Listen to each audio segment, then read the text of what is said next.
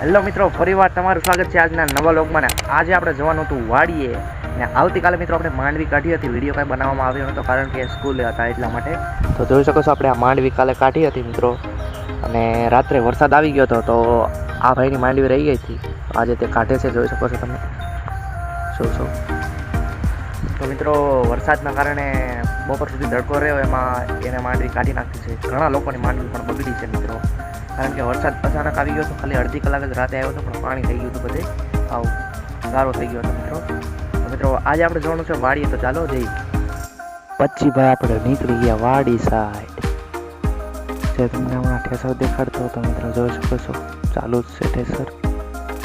પછી આપણે ચડી ગયા ખાસા રસ્તે, અને પછી મિત્રો આપણે અવસ્થમાં નદી આવે છે, જોઈ શકો છો તમે. પાણી વહી ગયું છે કારણ કે તડકો 3-4 દિવસ પડ્યો, એમાં પાણી નથી. તો મિત્રો જોઈ શકો છો આ પાણીમાં બેસી ગયા છે આ બેન, ને આમ એક બેન ચાલતા થઈ જાય કે મારે જવું છે સરવા. આ બેન કે અહીંયા છે નહીં. પછી પાછા આપણે કન્ટિન્યુ નીકળી ગયા વાડી સાઈડ.